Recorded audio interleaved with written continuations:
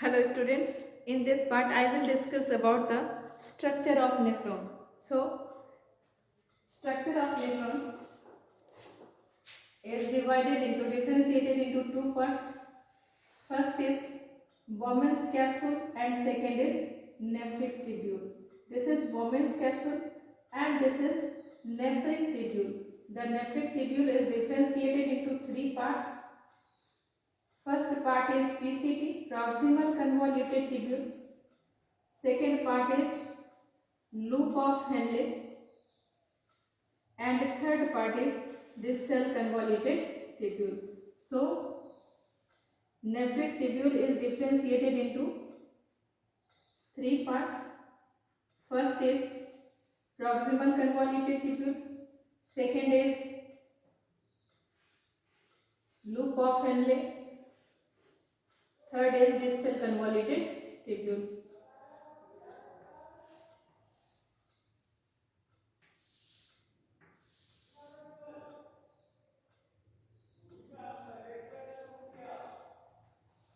This is the structure of nephron, and this nephron contains network of blood capillaries. This network of blood capillaries is formed by afferent arteriole. It is branch of renal artery which forms glomerular capillary inside this cup-shaped structure, and this is visceral layer of Bowman's capsule. Both the layer are porous. इन दोनों के बीच में pores होते हैं, capillary pores, और यहाँ पर भी pores होते हैं, ये स्लीव पोर्स होते हैं.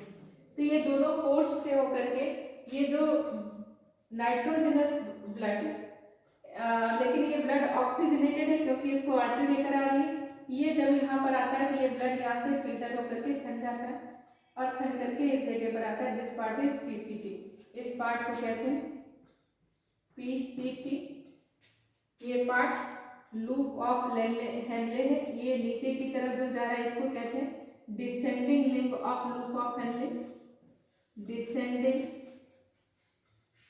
Limb of loop of Henle.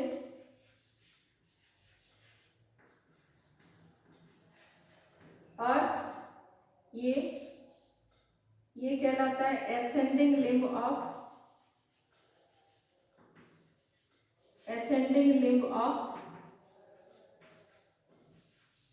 Loop of Henle.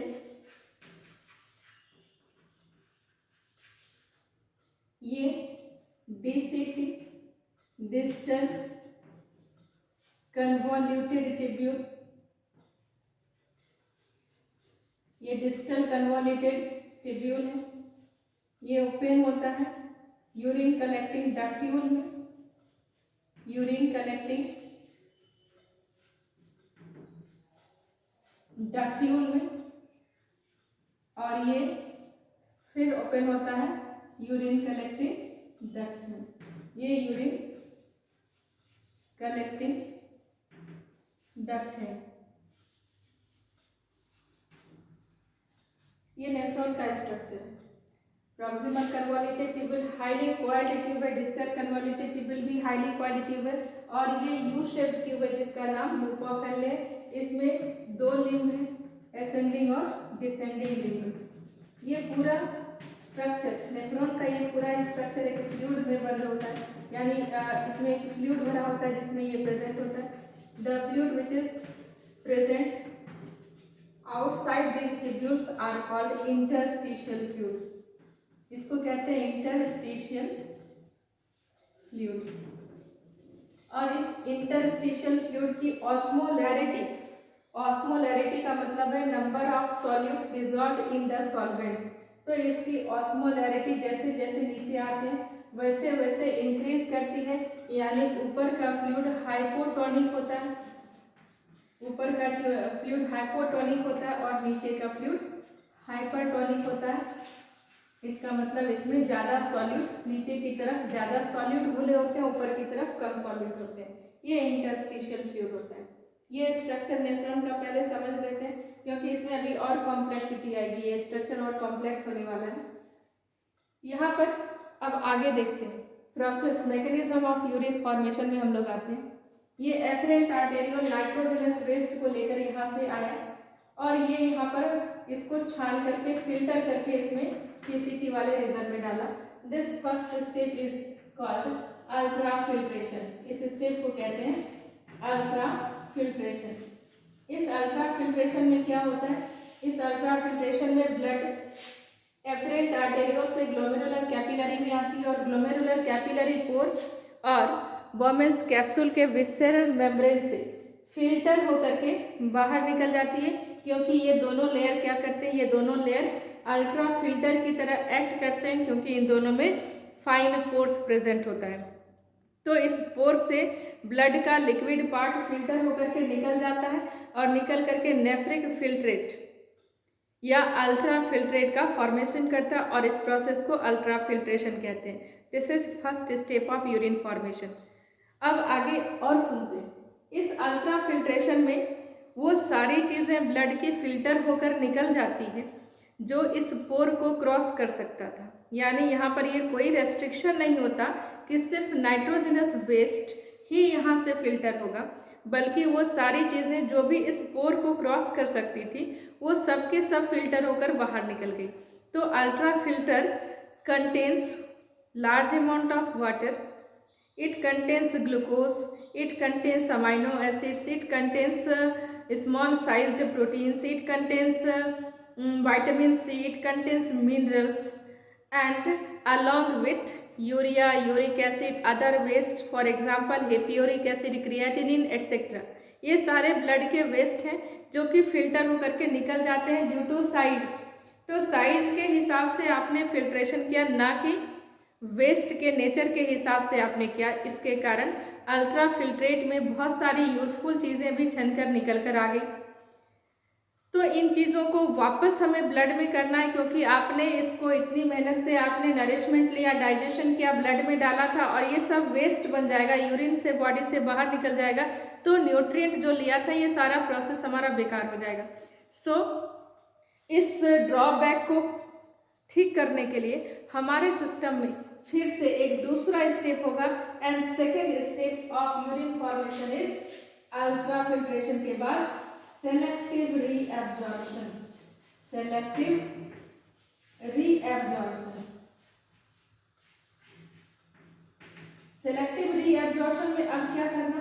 तो यहाँ से जितनी चीजें छनकर बाहर निकल गई, यूजफुल चीजें भी निकल गई, इन चीजों को, इन सब्सटेंस को यहाँ से सेलेक्ट करना और सेलेक्ट करके इसको वापस ब्लड में डालना, क्योंकि ये ब्लड का एसेंशियल कंपोनेंट था। आप बहुत ज़्यादा वाटर, बहुत ज़्यादा glucose, amino acids, vitamin C, minerals, इन सब को लॉस नहीं कर सकते, क्योंकि पूरा ब्लड का कंपोजिशन चेंज हो जाएगा। तो इनको वापस ब्लड में लाना है।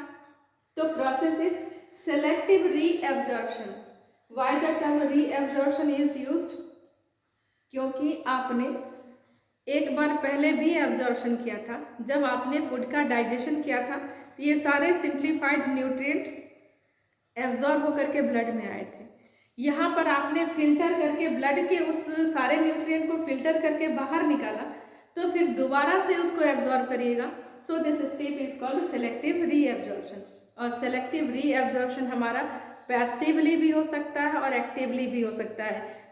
अगर एसेंशियल है तो एनर्जी को खर्च करके भी उसको ब्लड में डालेंगे, और अगर अपने तरीके से आ रहा है तो बिना एनर्जी खर्च किए भी उसको लेंगे। तो पैसिव मतलब बिना किसी एनर्जी को खर्च किए मॉलिक्यूल अपने हाई कंसंट्रेशन से लो कंसंट्रेशन में मूव कर गया तो पैसिव।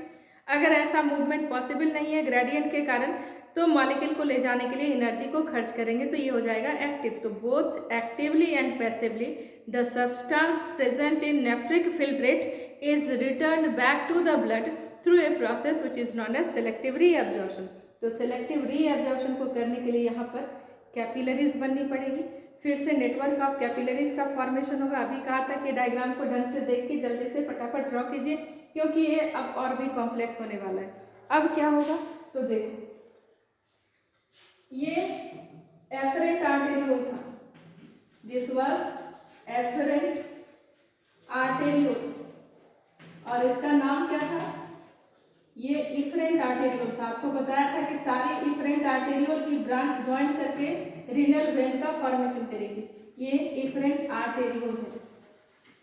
ये इफरेंट आर्टेरियोल अब यहाँ पर पीसीटी के चारों तरफ में नेटवर्क ऑफ ब्लड कैपिलरी का फॉर्मेशन करेगा। क्यों? क्योंकि यहाँ पर यूजफुल सब्सटेंस ब्लड में चला गया, तो उन सारे यूजफुल सब्सटेंस को रिटर्न बैक करने के लिए ये क्या करेगा, इसके चारों तरफ में ब्लड कैपिलरी के नेटवर्क का फॉर्मेशन करेगा। सपोज ये डायग्राम आपको क्लियर दिखे इसलिए मैं बाहर से कैपिलरी बना रही हूँ। ये ब्लड कैपिलरी का नेटवर्क यहाँ पर आकर के बना पीसीटी के चारों तरफ। This network of blood capillary which is formed around the PCT is called peritubular. This is called peritubular capillaries. ठीक है, कुछ और भी कैपिलरीज बनेंगी। अभी तो एक कैपिलरी बना, कुछ और भी कैपिलरी का फॉर्मेशन हमें करना है। और कैपिलरी यहाँ से कैसे बनेगी, तो एक कैपिलरी इस लूप ऑफ हेनले के चारों तरफ भी बनेगा, और यहाँ पर इस लूप ऑफ हेनले के चारों तरफ जो कैपिलरी बनेगी ये इसके एकदम पैरेलल बनेगी।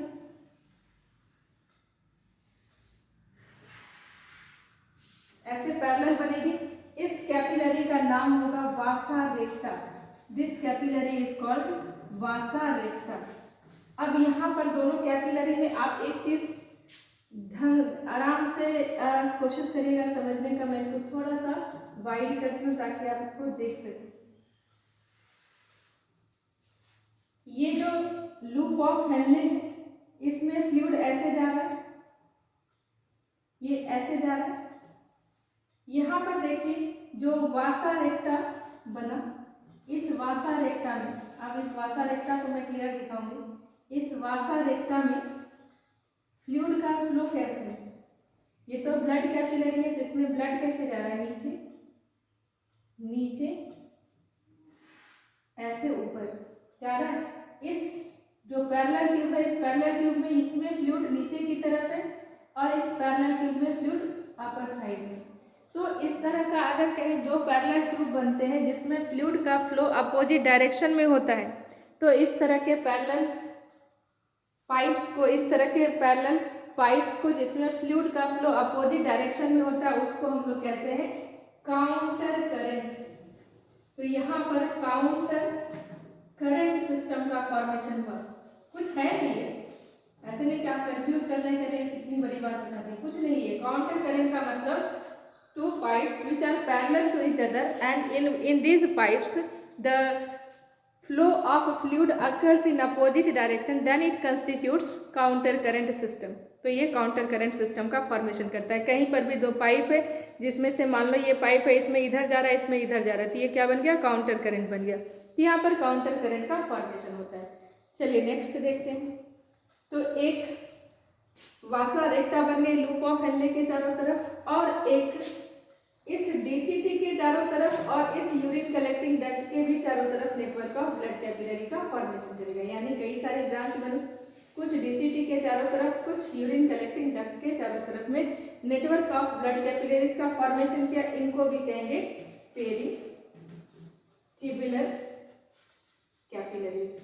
ये भी कहलाएगा पेरिट्यूबुलर कैपिलरीज। ये डायग्राम को दिमाग में सेट कर लेते हैं कि नेफ्रॉन के पास बोमेन्स कैप्सूल है, इसके पास नेफ्रिक टिब्यूल है। Nephric tubule is differentiated into 3 parts: proximal कन्वॉल्यूटेड tubule, loop of Henle and distal कन्वॉल्यूटेड tubule. Okay, so proximal convoluted tubule which arises from the neck of Bowman's capsule and it is highly coiled structure. Loop of Henle is U-shaped tube which enters in the deep side and आपको पता है deep को medulla कहा था, बाहर को cortex कहते हैं, इनर को मेड्यूला। तो which penetrates inside the deep medulla where interstitial fluid is hypertonic। Clear हो गया। Distal convoluted tubule again lies towards the cortex. It is near to the Bowman's capsule and it opens in urine collecting ductule which finally opens in urine collecting duct। ये structure है। अब efferent arteriole supplies oxygenated blood with nitrogenous waste to the nephron and it forms glomerular capillary inside the cup of Bowman's capsule। The capillary rejoins and comes out from the Bowman's capsule as efferent arteriole। The glomerular capillaries and the inner layer of Bowman's capsule is slightly porous. So from these pores, the liquid part of blood comes out as nephric filtrate or ultrafiltrate, and this process is called ultrafiltration. इस process को क्या कह देंगे? This process is called ultrafiltration. तो what is ultrafiltration? तो mechanism of urine, ये structure था. Mechanism of urine formation में फर्स्ट स्टेप क्या होगा? तो first is ultra filtration. Ultra filtration. In this process, liquid part of blood and small sized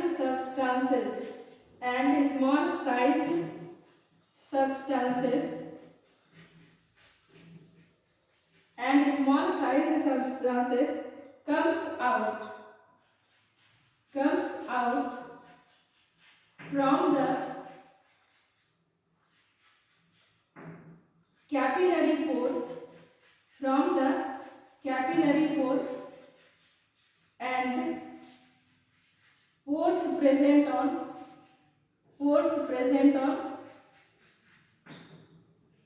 podocyte.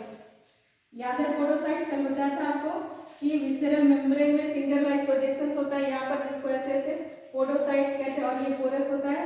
तो इन दोनों से छन करके आपका लिक्विड पार्ट ब्लड का और उसमें घुले हुए कुछ सब्सटेंस क्या हो गए, ये फिल्टर होकर के बाहर निकल गए. Both the membrane, capillary pore and podocyte acts as ultrafilter, and this process is ultrafiltration. The filtered part is called nephric filtrate. लिख लेंगे. both capillary, बना किसका होता है? एंडोथेलियम, and podocyte cell, ये बना होगा स्क्वामस एपिथेलियम का, आप लिख सकते हैं, या नहीं तो पोडोसाइट सेल भी कर सकते हैं. ब्रैकेट में कर लेंगे squamous epithelium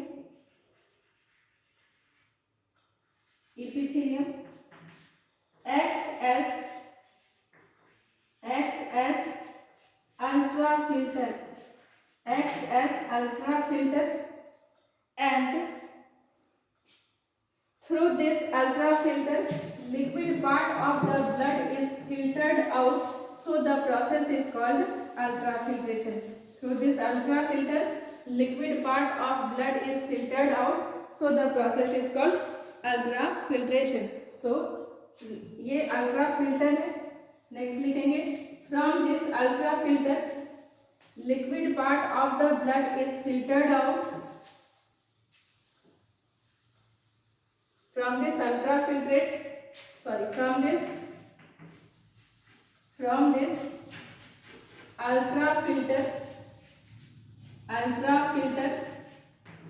liquid part of blood, जो भी उसमें घुली हुई चीज है, liquid part of blood is filtered out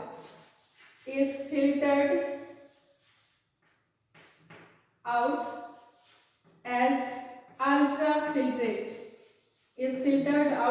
ultrafiltrate, so the process is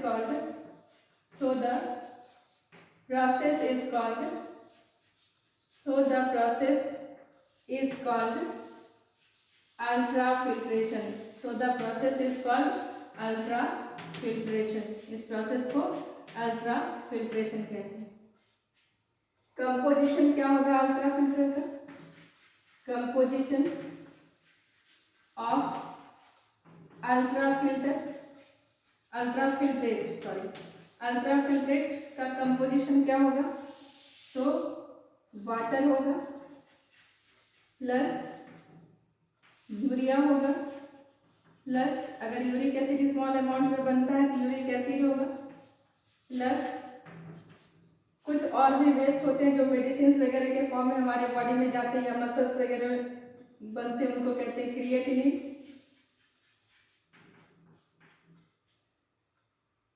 creatinine plus hippuric acid plus glucose plus amino acids small size plus vitamin C plus minerals etcetera. ये इतनी सारी चीजें इसमें से छनकर निकल गई। बहुत सारी चीजें इसमें यूजफुल भी है और बहुत सारी चीजें इसमें वेस्ट भी है। तो कोई भी अल्ट्रा फिल्ट्रेशन का प्रोसेस कैसा हो गया, पूरी तरह से नॉन सिलेक्टिव हो गया, क्योंकि इसमें इस बात को डिसाइड नहीं किया गया कि हमें सिर्फ नाइट्रोजनस वेस्ट या ब्लड के दूसरे वेस्ट को फिल्टर करना है, बल्कि इस प्रोसेस में वेस्ट के साथ साथ यूजफुल चीज़ें भी छनकर निकल आई। So this ultrafiltration is completely non selective. ये पूरी तरह से नॉन सिलेक्टिव हो गया। और इस तरह से अगर हम अपने ब्लड में से यूजफुल सब्सटेंस को बाहर निकाल देंगे तो फिर ब्लड का कंपोजिशन कैसे मेंटेन रहेगा। तो ब्लड के कंपोजिशन को मेंटेन करके रखने के लिए हमें सेकेंड स्टेप को देखना पड़ेगा, and the second step is selective reabsorption. So the second step is selective reabsorption. अब सेलेक्टिव रीअब्जॉर्प्शन, अभी आपने क्या किया, अभी आपने पूरा नॉन सिलेक्टिव प्रोसेस देखा जिसमें निकालना था वेस्ट लेकिन निकल गया वो सब कुछ जो पोर को क्रॉस कर सकता था। तो ये एक गलती हुई और इसका करेक्शन क्या है, तो it's correction is second step, and the second step is selective reabsorption. Second step of urine formation is selective reabsorption. ये मैकेनिज्म है यूरिन फॉर्मेशन का। पहला लिखा आपने अल्फा फिल्ट्रेशन और दूसरा आपने लिखा सेलेक्टिव रीअब्जॉर्प्शन। तो सेकेंड स्टेप हो गया आपका सेलेक्टिव रीअब्जॉर्प्शन। अब सेलेक्टिव रीअब्जॉर्प्शन में रीअब्जॉर्प्शन कहाँ से होगा, तो सेलेक्टिव रीअब्जॉर्प्शन जो नेफ्रिक ट्यूब्यूल में अल्ट्रा फिल्ट्रेट है, ध्यान से सुनेंगे, जो नेफ्रिक ट्यूब्यूल में पीसीटी में लुपोफेनले में डीसीटी में जो अल्ट्रा फिल्ट्रेट हैं, उस अल्ट्रा फिल्ट्रेट में से चुन चुन करके सेलेक्ट करके यूजफुल सब्सटेंस को पिक करना है और उसको वापस ब्लड में करना है, चाहे पैसिवली चाहे actively. Any how the useful substance present in the nephric filtrate is returned back to the blood इधर पैसिवली और एक्टिवली, जैसे भी हो सकता है उसको करना है। तो so process is selective reabsorption, क्योंकि आपको वेस्ट को छोड़ना है, सिर्फ यूजफुल सब्सटेंस को लेना है। तो ब्लड कैपिलरीज का नेटवर्क बनाया था, पेरिट्यूबुलर कैपिलरी पीसीटी के पास बनी थी, वासा रेक्टा बना था, और पेरिट्यूबुलर कैपिलरी डीसीटी और यूरिन कलेक्टिंग डक्ट के चारों तरफ बना था। Maximum reabsorption occurs at PCT, और बची हुई चीज़ों को भी हम एब्जॉर्ब करते हैं लूप ऑफ हेनले से, डीसीटी से, यूरिन कलेक्टिंग डक्ट से, जैसा बॉडी का रिक्वायरमेंट होता है। ठीक है, तो सिलेक्टिव रीअब्जॉर्प्शन क्या होगा, in this process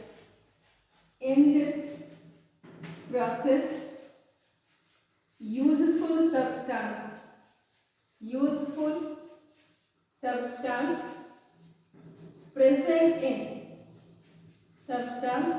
present in the nephric filtrate present in the nephric filtrate is reabsorbed back in the blood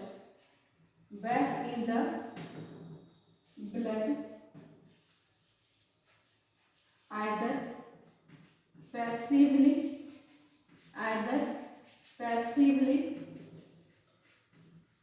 और एक्टिवली, जैसे भी होगा उसको वापस लेना है, आइदर पैसिवली और एक्टिवली। चूंकि हमें यूजफुल चीज़ों को ही सिलेक्ट करके वापस लेना है, इसलिए process is selective reabsorption. Waste रह जाएगा नेफ्रिक फिल्ट्रेट में, यूजफुल चीज़ों को हम वापस सेलेक्ट करके पेरिट्यूबुलर कैपिलरीज में वापस कर लेंगे, और यहाँ पर नोट कर लेंगे maximum selective reabsorption PCT part में होगा। Maximum selective reabsorption maximum selective reabsorption, maximum selective reabsorption occurs from the PCT। यहाँ पर जो पेरिट्यूबुलर कैपिलरीज होगी इसमें मैक्सिमम सेलेक्टिव रीअब्जॉर्प्शन होगा। क्लियर हो गया selective reabsorption. Third step is tubular secretion. Third step is tubular secretion और it is called augmentation. Secretion tubular secretion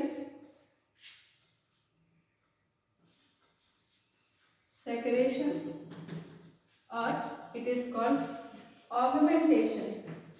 अब इस प्रोसेस को समझते हैं। यहां तक क्लियर हो गया आपका। अब इस प्रोसेस को समझते हैं। देखिए हमारे पास जब आपने फिल्टर करके निकाल दिया अल्ट्राफिल्ट्रेट को तो अब क्या बातें होंगी। अब भी कुछ रह गए। ये बोमेंस कैप्सूल था, यहाँ पर ये एफरेंट आर्टेरियोल था, ये एफरेंट आर्टेरियोल था, ये इस तरह से। यहाँ से भले ही आपने फिल्टर करके निकाला नेफ्रिक फिल्ट्रेट को, लेकिन जो ब्लड, ये तो सर्कुलेशन का एक फ्लो है कि ये कैपिलरी बनेगा, फिर कैपिलरी से ये वेन में जाएगा, फिर बाद में चूंकि ये एफरेंट आर्टेरियोल मेन आर्टरी है नहीं तो ये भी मेन वेन नहीं है, बाद में सारी ब्रांच रिज वेन करके वेन ही बनेगी। तो ये तो सर्कुलेशन ऐसे ही होता है। यहाँ पर ब्लड आ रहा है, निकल रहा है, तो सर्कुलेशन के थ्रू जो ब्लड निकल कर चला गया पेरिट्यूबुलर कैपिलरीज में, वासा रेक्टा में, या पेरिट्यूबुलर कैपिलरीज जो डीसीटी के पास बनी, यूरिन कलेक्टिंग डक्ट के पास बनी, इसमें इस बात की क्या गारंटी होगी कि इसमें कोई नाइट्रोजनस वेस्ट नहीं, यहाँ पर कोई भी बैरियर ऐसा है जो ये रेस्ट्रिक्ट करे कि जो ब्लड सर्कुलेशन से निकल रहा है उसमें का सारा नाइट्रोजनस वेस्ट फिल्टर हो ही जाना चाहिए। ऐसा कोई बैरियर यहाँ पर नहीं लगा। ये तो जस्ट फ्लो है और चूंकि ये पोरस है तो इसमें से छन छन करके हमारा फिल्टर होकर के निकल गया। लेकिन ये भी हो सकता है कि जो ब्लड आगे निकल कर गया उस ब्लड में अभी भी नाइट्रोजनस वेस्ट होंगे। तो ऐसे कंडीशन में ये पूरा प्रोसेस हमारा क्या हो गया, ये तो पूरा प्रोसेस हमारा बेकार हो गया ना, क्योंकि जब ब्लड में नाइट्रोजनस वेस्ट रह ही गया हमारे पास जरूरत से ज़्यादा, तो फिर ये प्रोसेस करने की क्या आवश्यकता पड़ी, ये प्रोसेस हमारा क्या हो गया, बेकार हो गया। तो ऐसे कंडीशन में थर्ड स्टेप की आवश्यकता पड़ती है और ये थर्ड स्टेप क्या है, ट्यूबुलर सेक्रेशन। ट्यूबुलर सेक्रेशन में ब्लड में प्रेजेंट वेस्ट को हम एक्टिवली किस में डालेंगे, यहाँ पर कैपिलरी थी, याद करो पेरिट्यूबुलर कैपिलरीज थी और यहाँ पर पीसीटी था, तो यहाँ से वापस इसमें नेफ्रिक फिल्ट्रेट में ब्लड में जो बच गई नाइट्रोजनस वेस्ट उसको हमें नेफ्रिक टिब्यूल में सिक्रीट करवाना है एक्टिवली, अपनी मर्जी से नहीं होगा, एक्टिवली उसको सिक्रीट करवाना है ताकि ब्लड का सारा वेस्ट किस में चला जाए, सारा वेस्ट हमारा पीसीटी में चला जाए और पीसीटी से loop of inlet, distal कन्वॉल्यूटेड tubule, urine collecting duct और फाइनली ये बॉडी से बाहर यूरिन के फॉर्म में निकल जाए। So this is tubular secretion और ऑगमेंटेशन। क्या होगा tubular secretion? After filtration,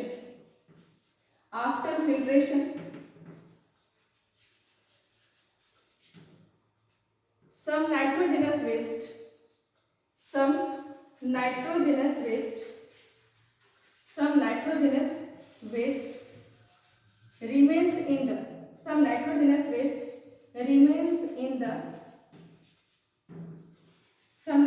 waste remains in the blood. These nitrogenous wastes are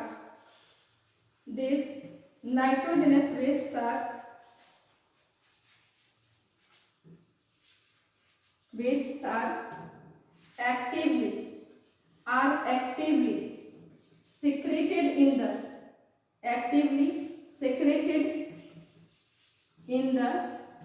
nephric tubule